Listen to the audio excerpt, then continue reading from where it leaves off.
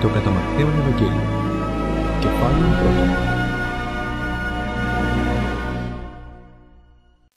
1. Βίβλος της γενεαλογίας του Ιησού Χριστού, Υιού του Δαβίδ, Υιού του Αβραάμ. Ο Αβραάμ εγέννησε τον Ισαάκ. Ισαάκ δε εγέννησε τον Ιακώβ. Ιακώβ δε εγέννησε τον Ιούδαν και τους αδελφούς αυτού. Ιούδας δε εγέννησε τον Φαρές και τον Ζαρά εκ της Θάμαρ. Φαρές δε εγέννησε τον Εσρόμ. Εσρόμ δε εγέννησε τον Αράμ. Αράμ δε εγέννησε τον Αμιναδάβ. Αμιναδάβ δε εγέννησε τον Ναασόν. Ναασόν δε εγέννησε τον Σαλμόν. Σαλμόν δε εγέννησε τον Βοόζ εκ της Ραχάβ. Βοόζ δε εγέννησε τον Οβίδ εκ της Ρούθ. Οβίδ δε εγέννησε τον Ιεσέ. Ιεσέ δε εγέννησε τον Δαβίδ τον βασιλέα.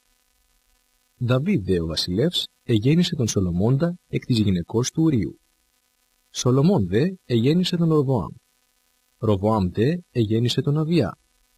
Αβιά δε εγέννησε τον Ασά. Ασά δε εγέννησε τον Ιωσαφάτ.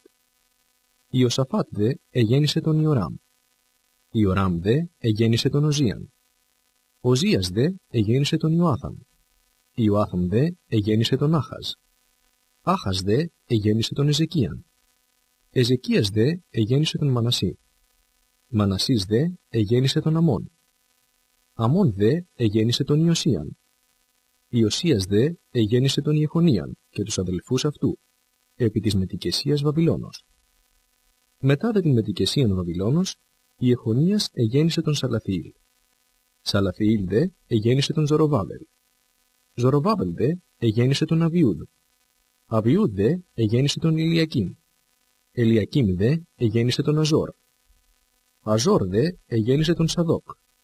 Σαδόκ δε εγέννησε τον Αχίμ. Αχίμ δε εγέννησε τον Ελιούδ. Ελιούδ δε εγέννησε τον Ελιάζαρ. Ελιάζαρ δε εγέννησε τον Ματθάν. Ματθάν δε εγέννησε τον Ιακώβ.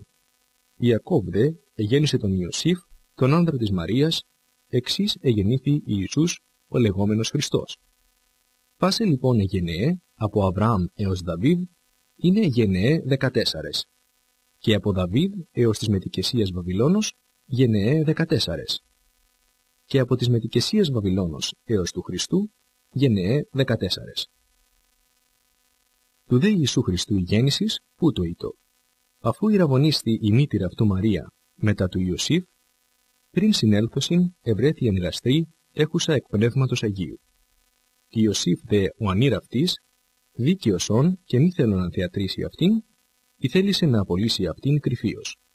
Ενώ δε αυτός διελογίστη ταύτα, ιδού άγγελος Κυρίου εφάνη κατώναρ εις αυτόν, λέγον Ιωσήφ ιέ του Δαβίδ.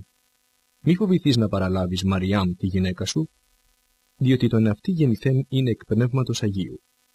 Θέλει δε γεννήσει Υιόν και θέλει καλέσει το όνομα αυτού Ιησούν, διότι αυτός θέλει σώσει τον λαόν αυτού από των αμαρτιών αυτών.